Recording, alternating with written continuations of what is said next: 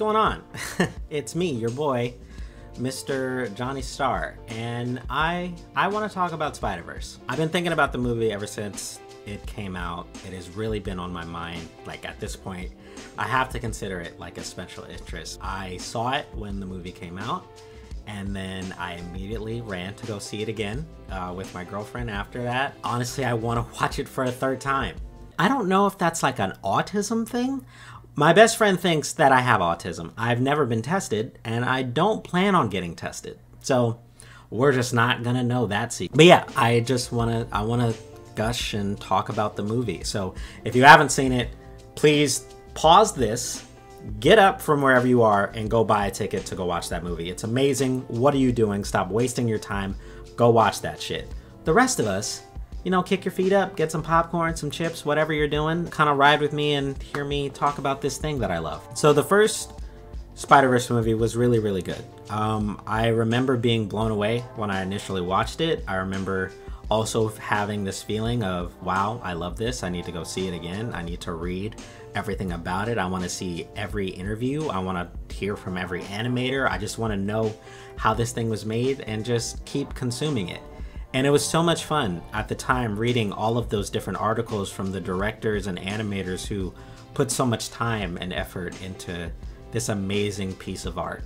The work that went into completely revolutionizing animation as a whole, breaking free from the animating on ones to creating a new coding animation system that would allow you to animate on twos so that it felt unique and different, was amazing to me. And as someone who took animation in high school but never really went after it after that, it was so inspiring and cool hearing that from them. And you can feel the attention to detail and love for the source material in the work. You can see it in the movie. The directors specifically have a talking point where they ask themselves if they're gonna make a movie about Spider-Man, a new Spider-Man, it has to come from a place of what can we do differently, what story can we tell that has the heart of Spider-Man but is told in a completely different way. And I think they nailed it by making it about Miles Morales. And I think everyone who watched that movie fell in love with him and understood what this movie was supposed to do and how it completely separates itself from other Spider-Man movies. I myself and plenty of other people have said that Spider-Verse is their favorite Spider-Man thing. And I think that goes double for Across the Spider-Verse. This movie genuinely feels like it was made from the future. It comes from the future. This movie doesn't feel like it was made in the amount of time that it was made. You can literally watch this movie over and over and over again and you won't get everything because there's so much to take in. That to me is one of the most amazing things that you can do with a movie, is make it so rewatchable and so dense and heavy that there's no way that you can properly appreciate it just one time. You have to keep injecting yourself with it. And that's what I want to do. Like, I want to go watch the movie again, talking about it right now. I love it so much. Fuck. What Sony Animation was able to do with the Spider-Verse IP is so inspiring and honestly has set the tone for what animation has been for the last couple of years. Like, you don't get the Bad Guys or Puss in Boots or just a lot of animation that has been coming out as of late, and it's only going to continue to grow and innovate from that point.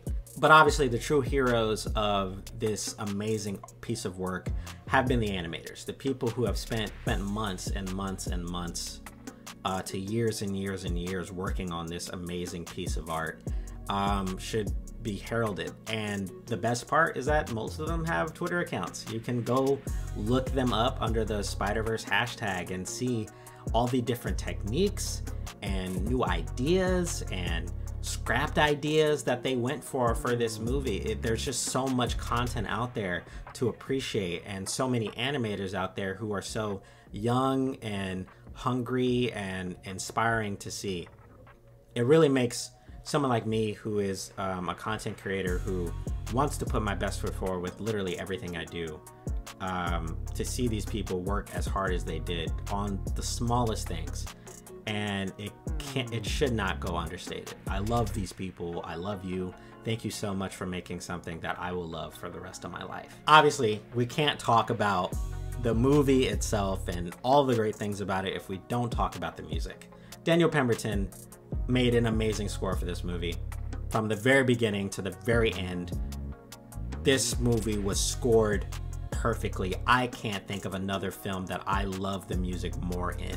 You guys know me. You watch my videos. You know how I do. You guys know how much I love adding really cool and different styles of music to really enhance the viewing experience. I think it's one of the most important things about watching something visually is the sound, the way it makes you feel, the way it enhances a moment. And whoever was behind all of this, obviously Daniel and Metro Boomin, you guys knew exactly what you were doing. From the regular score to the soundtrack itself, people like Corla Ray enhanced every moment that I loved in this movie. But with all of that said, all of the great important pieces that went into making this movie look as good as it could, sound as good as it does, the things that really hit home for me were the characters. The characters that we were watching move and participate in this film really made it for something so different from what I was expecting, and it is the reason why I love it so much. In one of the earlier articles from the very first movie, one of the things the directors really harped on was that while they were working really, really hard to make this movie look visually different from what you would expect from a Spider-Man movie, to be so unique to itself, they didn't want it to be overshadowed by all of the other things, specifically the character interactions. They wanted to make sure that you felt every single moment, from the action to the high-paced scenes to the very somber and slow scenes where you're just allowing the characters to talk and carry the scene forward without really all the need for all the crazy animation. Obviously, they did a good job in Into the Spider-Verse, but they went above and beyond with Across the Spider-Verse. A perfect example of this, I would say, is the scene between Miles and Gwen at the clock tower. It really felt so unbelievably human. These were just two people expressing how they feel about each other, about their worlds, where they are in their life, and their thought process. They don't necessarily clash, but they're trying to come to a mutual understanding of where each other stands with each other. And Miles really is just being honest about how he feels about Gwen, how he feels about himself, and so unbelievably happy to see his friend again. And on top of that, Gwen, who is being sheltered in that moment, you can very clearly see in her face and her voice that she wants to be more open and honest with Miles, that she wants to just say how she feels, but she feels like she can't. She's holding back. And just from that one interaction of just two people talking in an animated movie, you can feel all of that. Speaking of Gwen, amazing character. She damn near was the co-host, the co-star. The movie literally begins and ends with her voice. This was just as much her story as it was Miles' story. There was so much about it that I could relate to.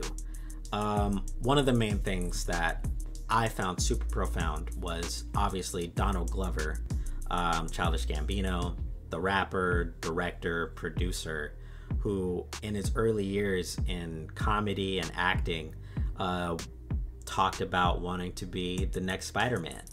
And that alone sparked Miles's creation. But there is a clip of him sometime after he spoke about wanting to be Spider-Man, where he's talking about the responses that he received to that, hitting him up on Twitter and saying all types of awful things and why he shouldn't be Spider-Man. But the one that stuck out to him the most was one that was attempting to be calm and cordial, but in actuality spoke to a common misunderstanding of the Spider-Man character. This concept is what I love so much about Miles as a character. I love him because he represents me.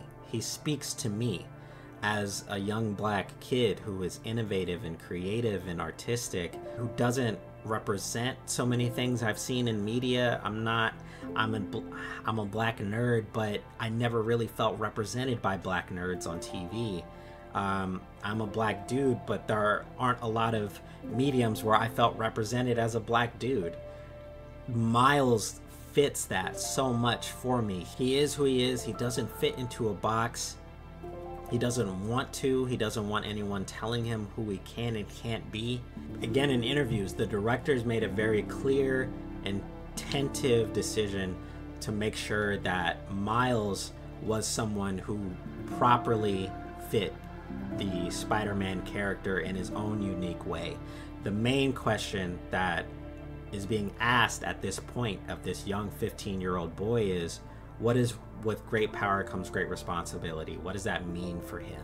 And that could mean anything based off of the person that you are. And that's what's so amazing about Spider-Man, is that his core themes and values could mean so many different things to so many different people, yet it all still kind of lives within us at any single point. Anybody could wear the mask, and Miles is a perfect representation of that.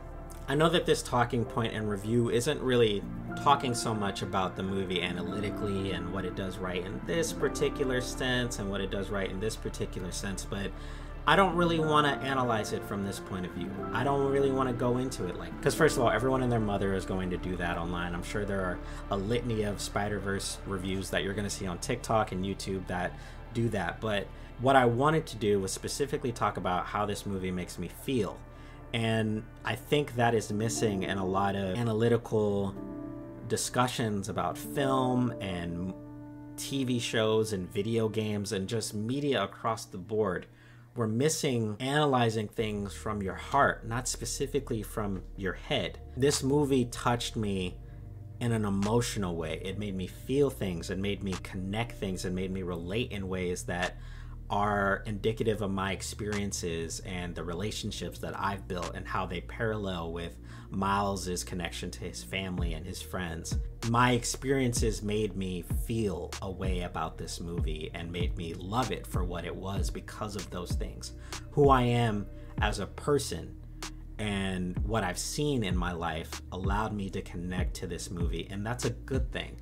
That's a part of the analytical process. You should go into something looking for how human it feels. How does it connect? Because you will find more nuance and understanding from what you are consuming that way. It is how I appreciate everything from music to video games to movies. How I personally connect to what I am watching, listening to, whatever, is how I enjoy it more. And that's a good thing. If you close yourself to that type of analysis to a piece of medium, I think you're going to find less and less things that you like, and you're going to push more things away, and you're not going to be adventurous or try new things or experience new things because you're only looking at it from a particular lens instead of allowing yourself to open up to it. That's what Spider-Verse has given me, that ability to relate to it in that way. Anyway, that's gonna be it for me. I hope that this was entertaining to watch. I don't know if I'll ever do this again. This was kind of a lot for me. I would much rather do more scripted stuff, but hopefully you guys had fun. I think I did. I don't know. Go watch Spider-Verse. It's great. I love it. I will definitely be talking about it more in the near future. You'll probably see a lot of Spider-Verse clips in my videos coming up, but that's about it. But anyway, catch you guys later. There's my fucking timer. Boy, we made it on cue, baby. That's me. That's all Jay. That's all Jay. I did that. That's all Jay, baby. Anyway, bye.